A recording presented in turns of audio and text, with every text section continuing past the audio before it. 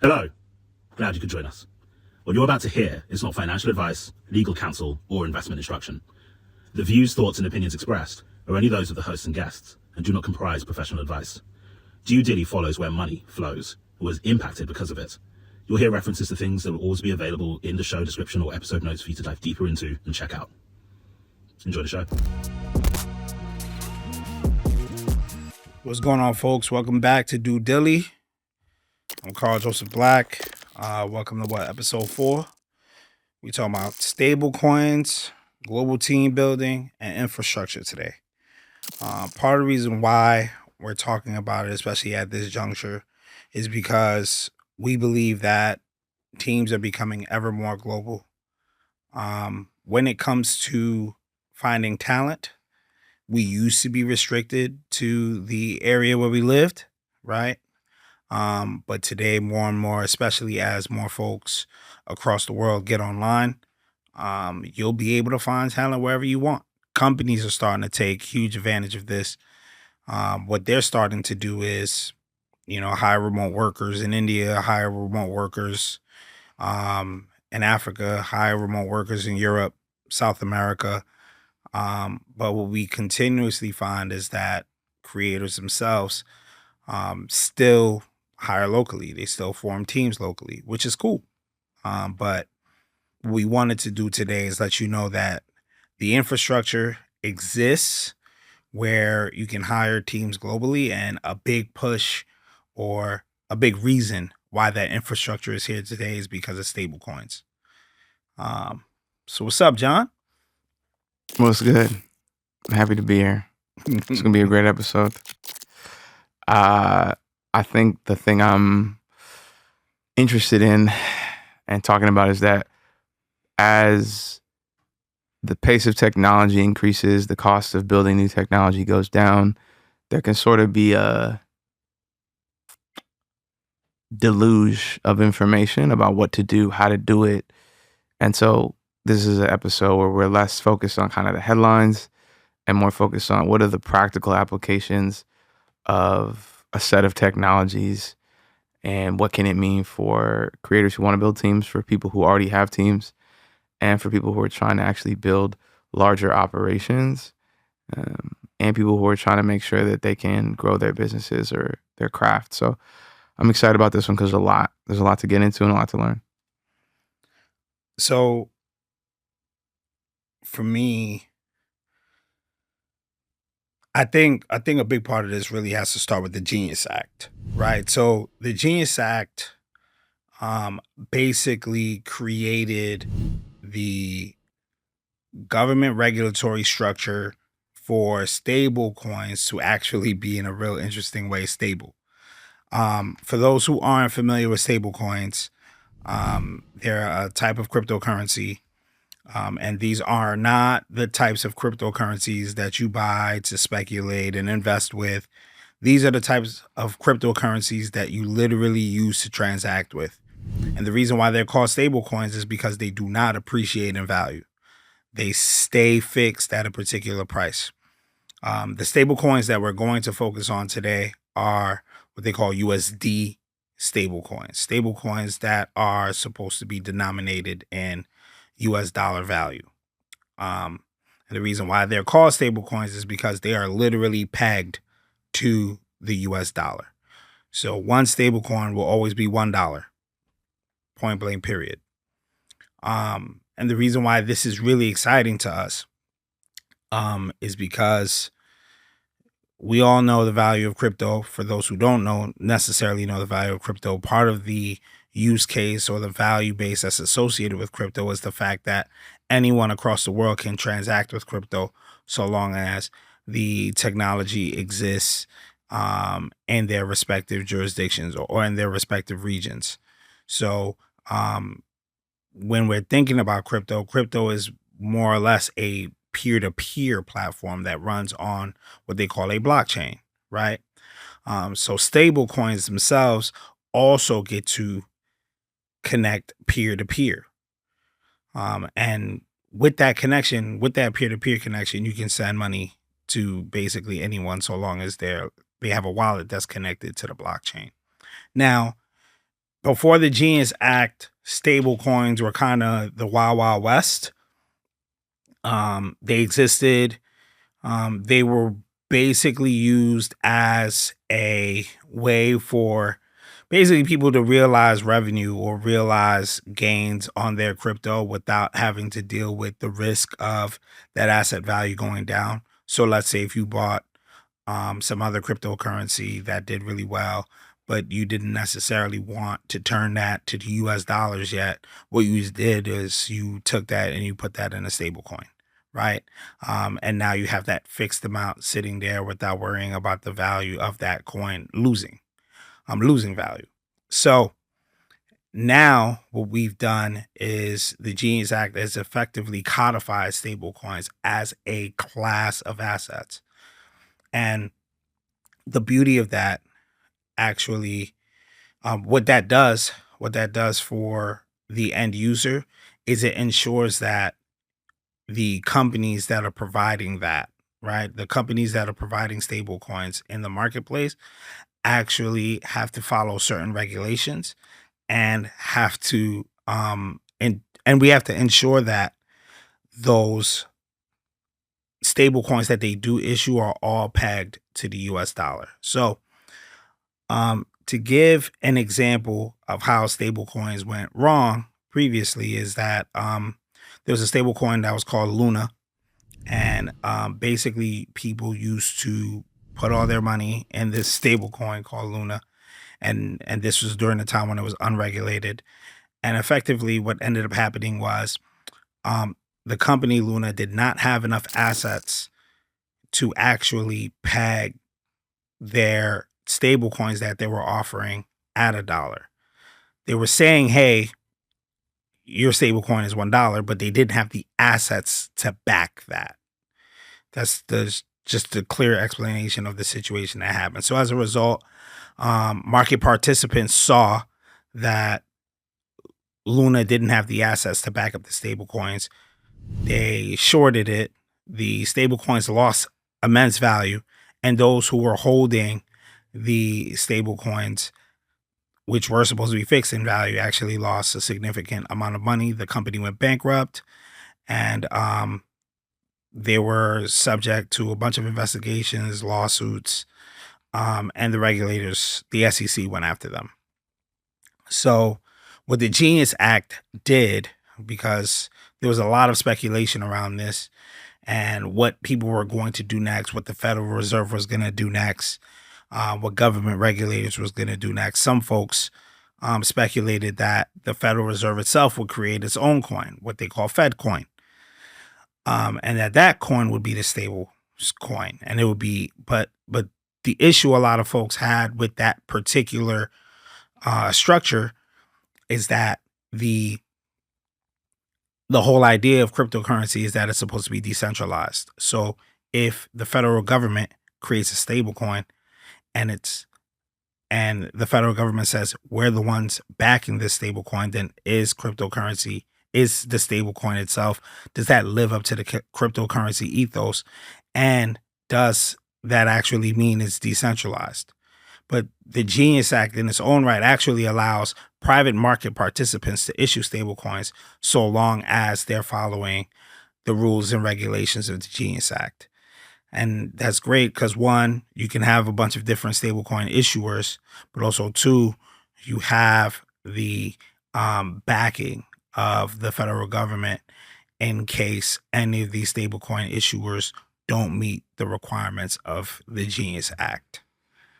Now, from a global context, this actually just means that anyone who's using the same USD stablecoin issuer, you can transact with them. So if you're using USD coin or USDC or USDC or USD Tether, and that other particular individual accepts that, then you can, interestingly enough, just send your money to them. Whether they're in Nigeria, whether they're in Brazil, you can simply send it to them directly without having to worry about the traditional structures that exist, the traditional financial institution structure that exists, the traditional banking rails, And I guess, John, I'll let you kind of go into that a little bit more for folks. Yeah, so I think, again, the reason that this is really important is traditionally the hardest part of the creative ecosystem sometimes isn't the work, it's actually getting paid. Hey there. So, it's been 24 hours. Got my money? Oh, you know what? Just give me till next Friday. I'll have it for you. Oh. Oh, that's funny. I could have sworn I said have it today. Yeah, I don't have it. Sorry. Oh, well, all right then. That's good, OJ. And so if you've ever freelanced or you've ever been on a contract before, you can deliver the work and then, it might be a net 15, a net 30, and there can be payment issues. So you can have a bad client. There could be a banking issue. There could be an outage. There could be somebody misspells the account info. There's so many different things administratively that happens that affect the ability for someone to earn consistency. And so if you think about sort of the need for cash flow to be persistent and consistent, payment infrastructure becomes really, really important. Traditionally, the way that people receive and exchange money is through bank, right? So if I pay you, and let's say you can receive to your bank, I get your banking info, you send me an invoice, whether it be a PayPal or through Stripe, and the money is remitted, right? If I use a card, it might take a little longer. There's probably a fee associated. If I use an account, maybe it'll get there in 1 to 3 business days. Maybe it's 3 to 5, so on and so forth. In those transactions, though, typically the person moving the money will take a fee. So that is actually part of the business model. PayPal takes a fee, Stripe takes a fee, Gumroad takes a fee, Patreon takes a fee, Substack takes a fee. That's actually core to their business, right? They actually make money off fees, which is why they need to continue to grow users. What stablecoins allows, and is very dangerous, as it were, is that you don't have to pay the fee from the intermediary anymore. You actually can pay the fee to send, and that's the only fee. So in this same example, if I'm paying a videographer in USDC, I would have to pay the cost of transferring on the rails, and that's it, because I can send it directly to them. And so that's often called a burn fee, right? So it's burning to send to them. That fee is remarkably lower than any other fee I would pay with a bank. And because it's pegged to the dollar, that person can take that USDC and actually translate it into fiat or currency, whether they want it to be dollars or shillings or anything else. And that, to me, is the power of being able to work globally and have it be borderless, because you don't have to always depend on your banking relationship. That's not to say you shouldn't have a banking relationship, but it is to say that there are unique ways to continue to receive money and to send money out. Yeah, it's interesting because part of the reason why, like, especially as a former banker, like, part of the reason why these things take so long is because the way um financial institutions communicate with each other is through, like, what they call order books, or what they call um transfer books, right? So, like, the way it typically operates is your bank that you're sending money to receives a request for you to send money. They then send that, they then receive that request, and then what they do is they contact the other bank to identify the account that you're trying to send money to, if that account exists, and then they communicate with that particular end user to identify whether they're actually trying to receive that amount. And then in the middle of that process is what they call clearinghouse, or what they call a clearer, and that person basically clears that transaction. And typically, there are different regulatory entities, or sometimes private market participants, that basically play a role in doing the clearing. And What we basically used to call them is just clearinghouse, right? Bank of New York Mellon has a clearing product, what they call Pershing. The stock market itself has its own particular clearinghouse. So part of the reason why sending money also required all of these fees is because all of these financial institutions were doing the work of contacting each other to basically process these transactions. And that's the reason why these transactions always had to occur by business day, because both financial institutions had to be open that day in order to communicate with each other regarding that particular transaction. Now, with stablecoin, all of those participants are basically completely removed from the process, and everything is simply tracked now on a chain that is viewable and trackable by every person on the every person who has access to the chain, and that's basically everybody. So what you're doing now is, instead of connecting through accounts, you're connecting through wallets, and each wallet has a particular code, and that code in its own right is unique to you, and it's encrypted, and you only get to see that encrypted code. And from there, that's how you're communicating with each other. And the beautiful thing about it is, because these aren't institutions, there is no business day. Everything's open 24 hours a day, 7 days a week.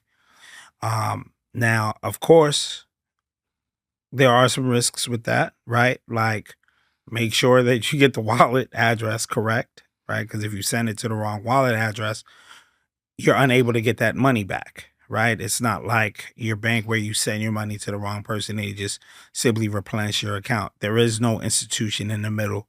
So as a result of that, you can't necessarily get that back. But beyond that, that's the reason why the fees cost so much less. And that's the reason why things can be done so much more efficiently.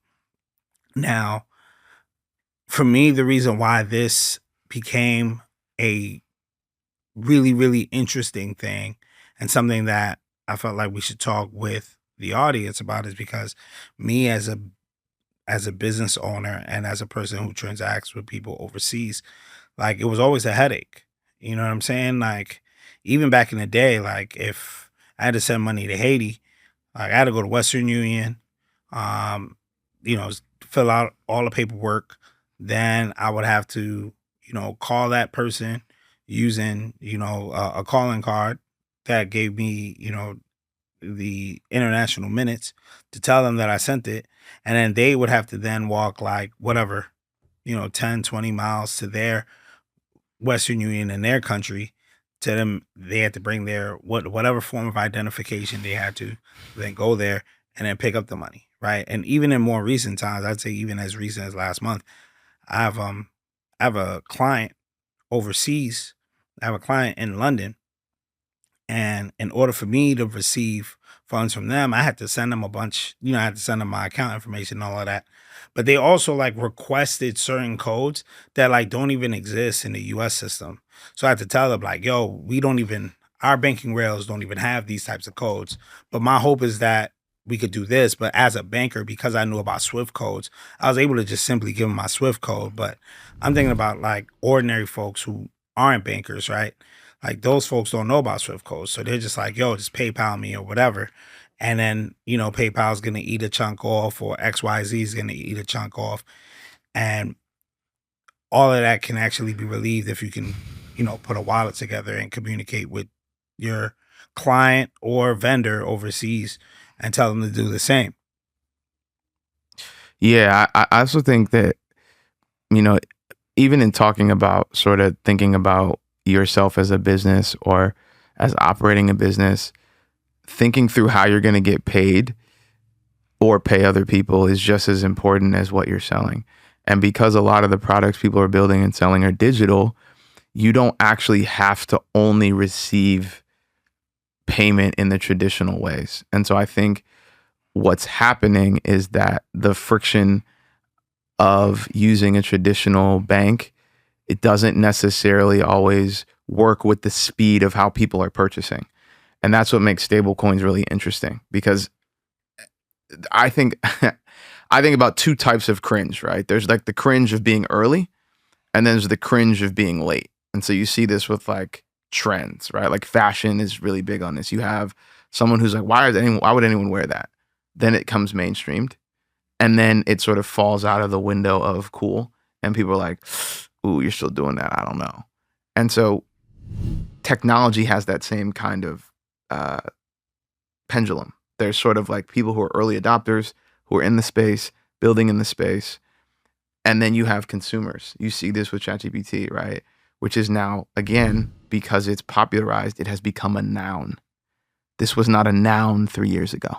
It was an actual technology, nonprofit, startup product that you needed an actual invite code for. And then it became a consumer good. Then it became a natural part of how consumers were thinking. Businesses started to commercially use it and integrate it, and now it is a norm. It's like the Overton window Yeah. of things. Correct. So stablecoins, because it's intrinsic to how we interact as people, because we've been trading for thousands of years, how we've traded, what has counted as valuable has changed, but the need to interact at a peer level has never gone away. So how we are going to do that in the future, there is going to be new innovations and advancements. But the other thing that's interesting is more people are unbanked than are banked. When I say unbanked, it's that they are not essentially recognized as people who are transacting in what we see or call the formal economy. And so what a stablecoin opportunity infrastructure does is that it actually, done well, can integrate people thoughtfully into the economic system in a way that wasn't always possible. And there's really big implications for that, right? It's like, how do you engage on sort of buying something, buying a house, buying a car if you have no credit, right? You can have a bunch of cash, but like how do I verify who you are? How do I verify the identity? How do I verify where the payment is coming from? And this keeps people from actually moving forward in parts of their life, not for doing anything wrong, but because the system is not recognizing the actual consistency they have.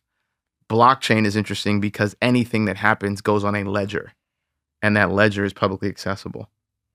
And so if you can identify me with what I've done, you can have my transaction history. We are, in my opinion, moving towards an environment where that actually could be an indicator of your credibility, how you've transacted, where you've transacted, but it can still be anonymous. But since it's one-to-one, I, as a person, can look at your ledger and be like, how have they been interacting with people? And so you could put a technology layer on that. You could build on top of that. There's all kinds of things you could do. But the other possibility and the exciting part is that one of the hardest things about building a business is consistently getting paid on time. And then the hardest part of freelancing is making sure your client actually can pay within the windows. And so this actually means that now we know that the payment went through and I know I received it.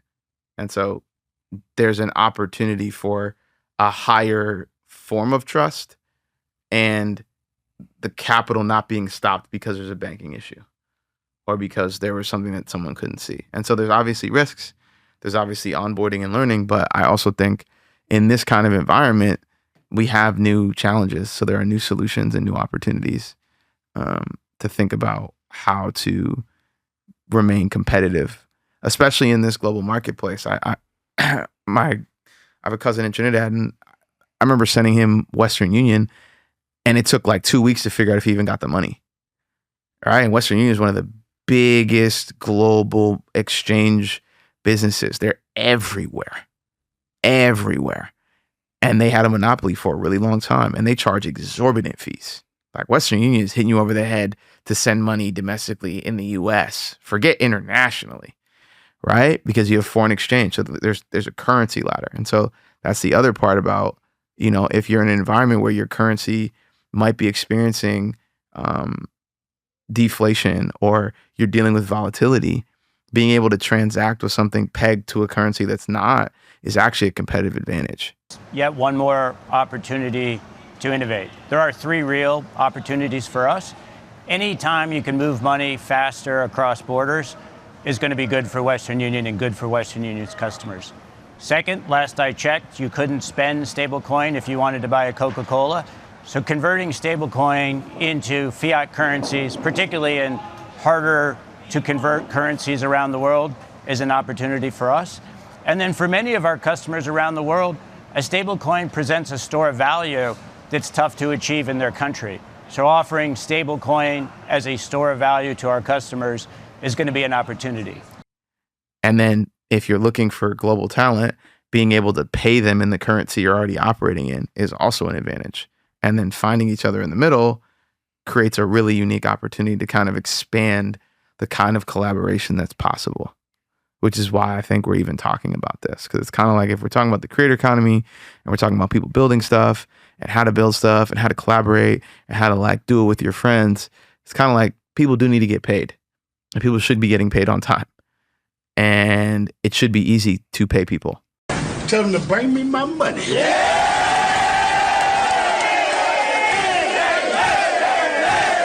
And for a really long time, it has been really difficult to pay people. And it's not because people just want to pay people. It's because the way the internet works is sometimes faster than the way the technology you need to interact with that is being built. So there's like more problems than solutions. And so now we have an interesting solution that has become mainstream because of policy that was early 5 or 6 years ago that is now becoming normalized. So you have companies like Visa. You have large banks actually integrating custody holdings for crypto. You've got JP Morgan staking Bitcoin. So you've got like actual commercial adoption, which is going to, I think, over time, enable consumers to be engaging with crypto without the weight of having to be like, what is it? Am I doing it right? And so the idea of like dissipating some of the fear while also thinking about like unique ways to utilize it.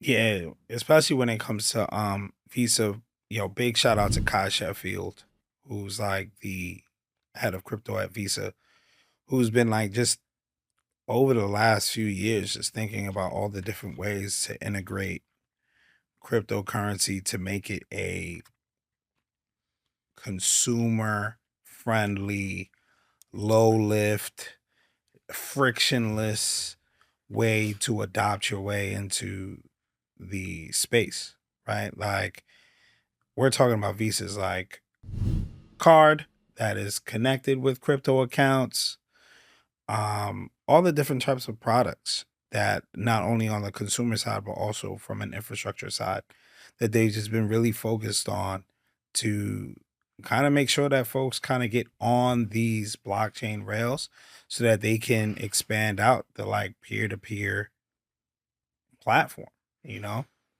um, in terms of, this Overton window and, Visa playing a role in leading it. Also Stripe and many other companies now are starting to really integrate stable coins into their platforms so that their users can not only accept payments in stable coins, but also can remit or send payments in stable coins. And if you're a Stripe user, all you got to do is log in and be on Stripe Connect. And once you get on Stripe Connect, like you're able to actually use stable coins from there. And you can convert the money that's in your account into a certain amount of stable coins that you'd like to use. You automatically have a wallet that works on the blockchain rails that's connected to your Stripe account. And then from there, you're like shipping money left and right using stable coins. So like if you're creative with a Stripe store, right? Or if you're using Stripe for any part of your payments, which many businesses and creators of different types are using, like you actually can start today. But there's a bunch of other products that are out there. And the way I view it is it's the same way that many of the financial institutions like adopted Zelle, right? And how they've been using Zelle for instant payments, right? I believe that the financial institutions are going to use the Genius Act to be able to do the same, where it's like you're going to have your Zelle option and then you're gonna have your stablecoin option, whatever they're gonna decide to call the product, but they're gonna just simply just adopt folks on, and I think that that's going to be like the big changer for all big game changer for all of us, because for me, there's going to be institutionally tied stablecoin products, and then there's going to be stablecoin products that are just from stablecoin issuers that aren't connected to any institution. They're just playing a role on the peer-to-peer standpoint. Yeah, I think the freedom to pick your own adventure of, maybe the way that you bank is going to be updated to how you want to structure your business. Or if you want to take international clients and it can be a headache, you might actually just be able to contractually solidify how you want to be paid, and then also onboard people onto that. And so that's another interesting opportunity, is to create new ways to receive the money you were already going to have and then engage people that way. And I believe that there's a really unique moment to experiment. I think sometimes new technology is kind of scary. It's like you hear how complicated something is, and there is this idea of a fallacy of complexity, which simply means that oftentimes the idea of something being complex is because people have not done the work to have an opinion to explain it simply. But something simple can also be difficult, but that doesn't mean you can't understand it. It just might take some time to implement it. But I think that's one of the things that, we want to do here on the pod, is to talk about something that sounds complicated, but is something you've seen before, but this is just a different format, or something you've heard about that you're using every day. This is just a different use case for that thing. And so I think that that's part of the fun that can come from this, is that people talk about collaboration and meeting people and doing stuff and wanting to grow. And this is one of those ways to go global, is to think about how you want to pay people and how you want to receive payment, and then having a collaborative ecosystem in which to do that. And the other side of this is that if you think about how long traditionally it might take to see money show up in your account, the sort of immediacy of something like this changes the way you can work. So it changes the idea of, having a video editor in Sao Paulo, having a motion graphic designer in Johannesburg, and then having a copywriter in Mexico City, and you're in New York. Essentially, you can pay all of those people for the same fee it would cost if you were just sending a wire. And that's actually pretty transformative, because it means you can spend less time doing admin and more time doing the work. And the people that you're transacting with can actually get what they need to do the work. And I just think that's a different sort of way to build. And I think that's, to me, really exciting about when we talk about distribution, when we talk about collaboration, we talk about operations, and we talk about payment. Those are sort of the building blocks of how you make something that's mobile and how you work over time and across borders with people. And so that's part of, there's a lot of talented people, but the challenge is usually something that I find has less to do with the work and more to do with, how people can manage their value in this kind of environment. And I think this is one of those ways to be thoughtful about it, but also have a competitive advantage, honestly, to be able to actually work with people no matter where they are, and to reach them. So what I found also interesting too, that we haven't really touched on yet, is the fact that it actually allows a person to also simply go overseas physically and do work much more efficiently, right? I think about me. So last year I spent a month in Brazil, and nobody had Cash App. They have this thing they call Pix, and Pix is basically very similar to Africa's version of M-Pesa, where it's a peer-to-peer network.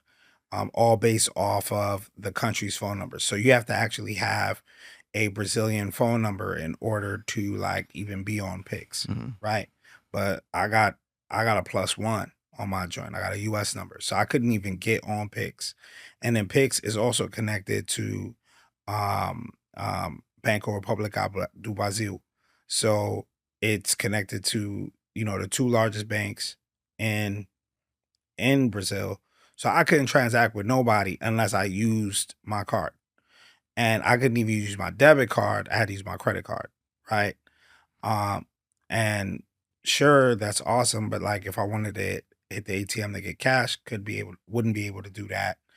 And now if I'm transacting with somebody on the street, let's say I'm trying to buy, a caipirinha, like I can't even do that unless I have my card on me. But the thing is with a card, like you're swiping your card into somebody's card reader, like obviously there's some risk there, right? Like you don't know what that person's going to do with that particular information. You might never see that person again, but like that person just had your card information read on their device, right? So now for me, I'm thinking about it now, like with stable coins, like if I'm pulling up with my Stripe account or if I'm pulling up with if I'm using, Coinbase for my stable coins, right? So long as we're all operating on the same rails or operating on the same blockchain, right? I can simply do that peer-to-peer transaction in person so long as I have cell phone service, right? So if you're actually saying, hey, me and my team in the US, let's say Due Dilly, for example, we taking Due Dilly out to South Africa, right? But we want to actually do a full film production. We actually don't have to go and get South African Rand. We actually just can transact in USDC and pay all of the people that we hire. So all we have to do is find talent before we even arrive in South Africa, link up with them, issue payments all through the phone, right? I don't have to download any new program or download a new app or get connected with some local platform that South Africa uses. I could just use USDC. And I think that completely changes the game from a travel aspect. Because, of course, like as a creator, you're thinking about putting these huge structures together so that you can film and create something that you want to put online. But also from the simple perspective of traveling, it's just like, yo, let me just load up my USDC account and then get on a plane, right? And that's a completely different game. When you're thinking about it, it becomes completely frictionless to travel across the world. And we're seeing it every day. Like folks are traveling more, folks are deciding to live in other places more.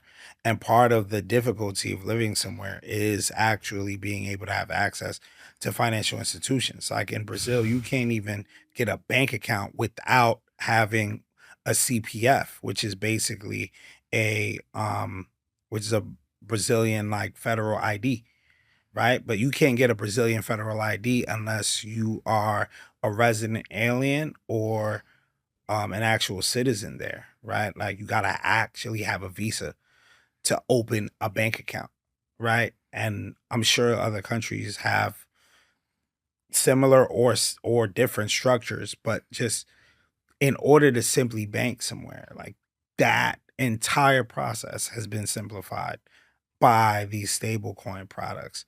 And that's part of the reason why this whole thing is revolutionary for me. Yeah, I believe that people are interested in sovereignty, right? Like personally, and then creatively. And so when you are thinking about how to build something of your own and something with other people, how you're able to move through the world and sort of be recognized financially is really important because it has implications for your ability to like live and to move around an ecosystem that you may be new to or you may want to enter into. And these things all take time, right? Like becoming a resident anywhere is a process, right? You have to prove who you are. You have to prove what you're doing. You have to show usually some form of financial stability and or consistency. And that doesn't matter where you are in the world. There has to be some form of sharing that goes on.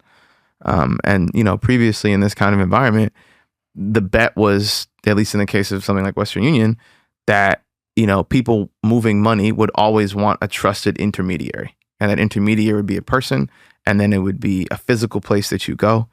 And so, for hundreds of years, that was normalized, right? You find Western Unions in the most remote locations on Earth.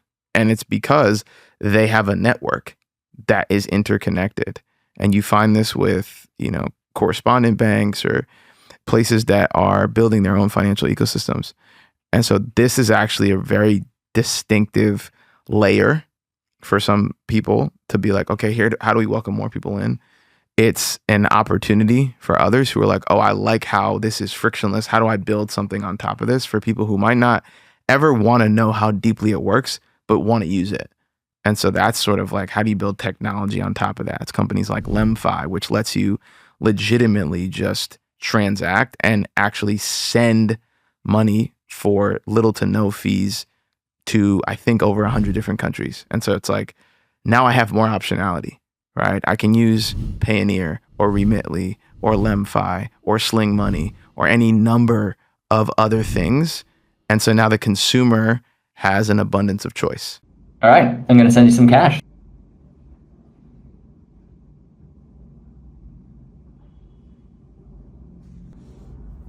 Nice. All right, should be with you. 7,000, dude, that's generous. Thanks, man. Look at that. So cool. Withdrawn, and then I'm going to check my M-Pesa. Damn, nice. That's awesome. Cool. It arrived. Nice one. That was actually very cool. I think it just happened so quickly, and you can see it like go from hitting the account, going to M-Pesa, being verified for the first time, and then in M-Pesa. That was awesome. And previously, they had an abundance of challenges, but they didn't know their options. And so that's actually the interesting business opportunity, is like, if you're building in financial technology, it's like the core consumer has a lot of options, but the question is, why would they use your option? And that's kind of like the same thing in the creator economy. It's like, I could hire a bunch of videographers, so why you? And so some of that actually comes down to like, I'm easy to work with. And being easy to work with is like, I have a system by which, here's how I take payment. You do this thing, no problem. And then you send it and we get started. That's actually like the difference between us working together and me being like, because there might be someone else, right?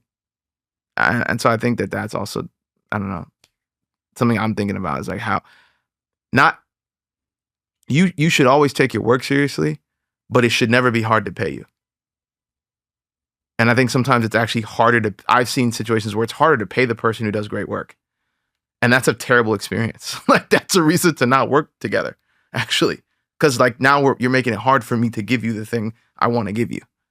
Or like, on the flip side, it's hard for someone to trust you when it doesn't look like you have your actual back end together.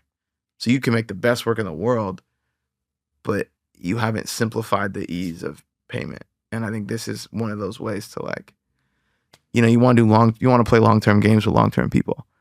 And one of the ways you can do that is making sure your systems actually, to the extent you can mitigate friction, this is a competitive advantage. That's a fact. And for the folks who are into the weeds or want to really think about, how the infrastructure of these things work. So there's a bunch of different blockchains, but the main real blockchains in terms of what people are building USDC products on top of are Ethereum, Polygon, and Solana. So you can send a USDC product on each particular blockchain, but you cannot send it cross-chain. So you can't send a USDC product or USDC stablecoin from Ethereum to a Solana USDC chain, right? Or if you have an Ethereum wallet, you can't send it to a Solana wallet. If you try to do that, your money is going to get lost. It's a dub. So one of the things that you are going to want to know, right, is literally which blockchain is that particular person's wallet connected to. And each person will know, right, because there'll be a particular brand symbol associated with that.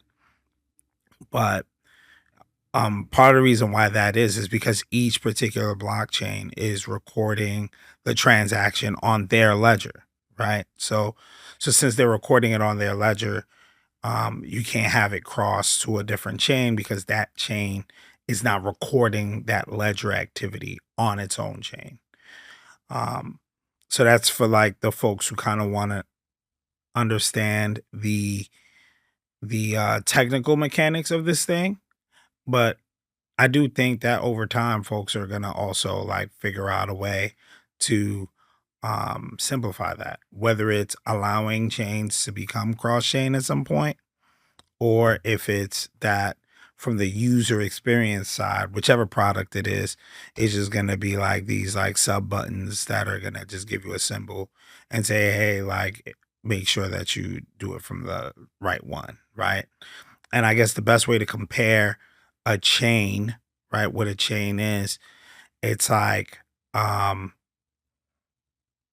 guess the best way to compare it is by saying, hey, like I'm using this particular bank, right? Like I'm using these particular rails versus these other rails, right? So, because, you know, there's at least so far in this space, there's a limited set of blockchains that are really building heavily in USDC products.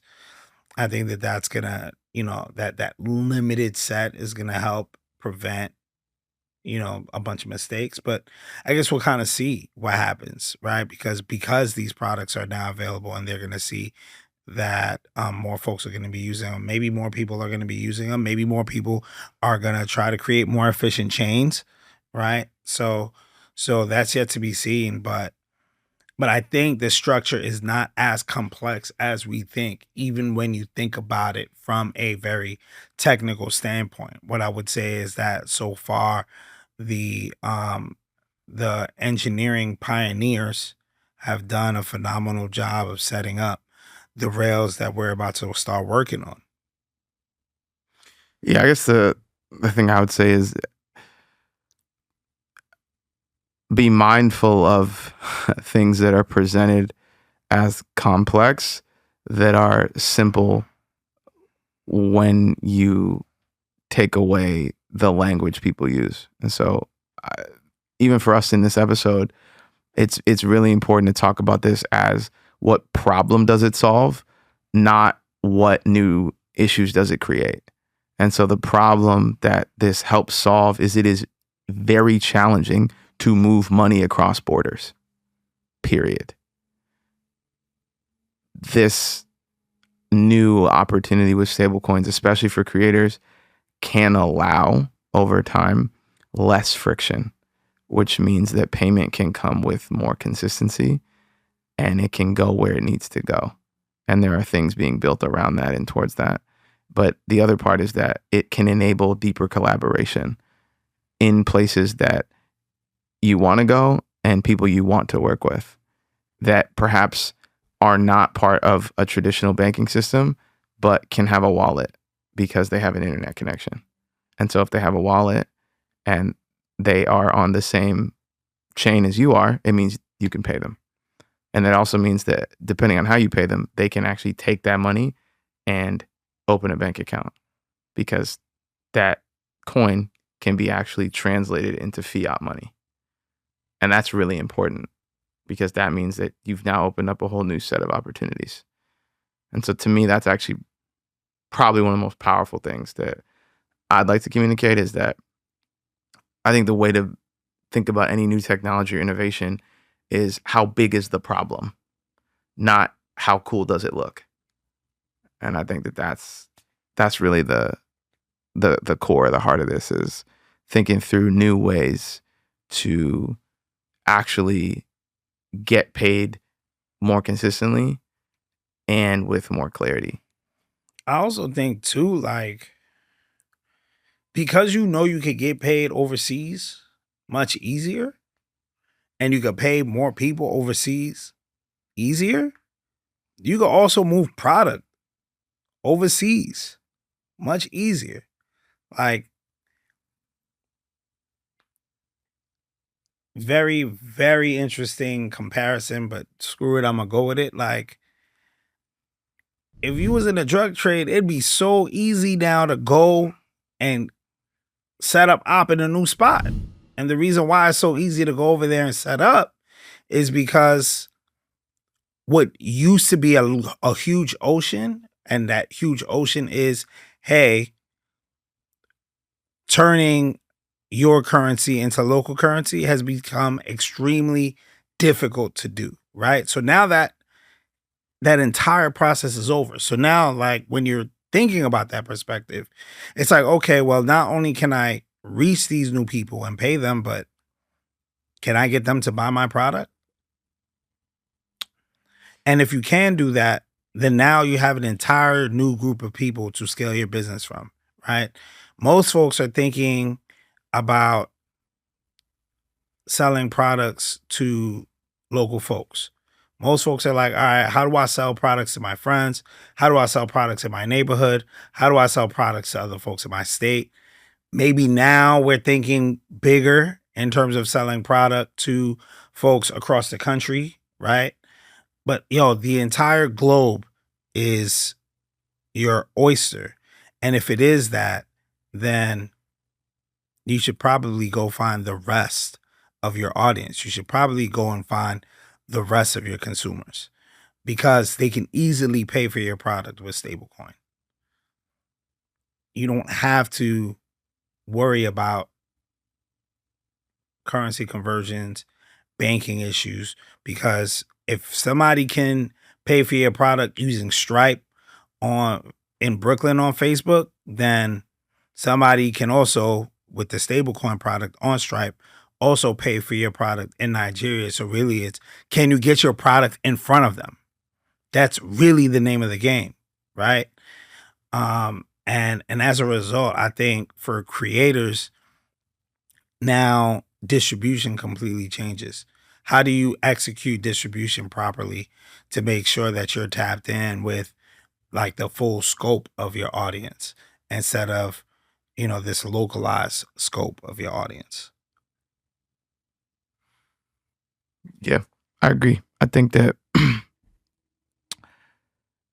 it's not a question of sort of traditional finance versus decentralized finance. It's how do they work together? And how are you, the same way you think about an audience, it's who are you serving? What are you serving them with? And how do you work with them? And how can you show up consistently in the same way across a variety of places? So I think that's the opportunity here, is to like explore, learn about it, and see how it can actually apply to the business you have. And maybe that's simply like, I'm actually going to engage paying people this way, or I'm going to actually make this an option to receive payment.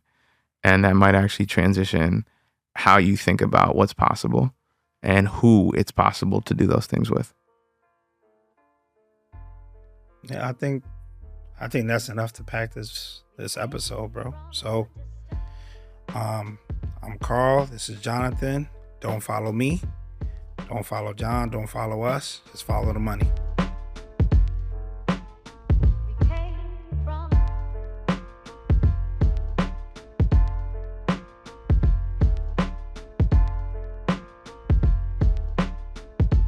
I would say the biggest question from central banks is, what is the role of tokenization and digitization?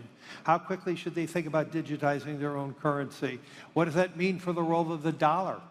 If every currency digitizes and we have what does that mean for bank payments?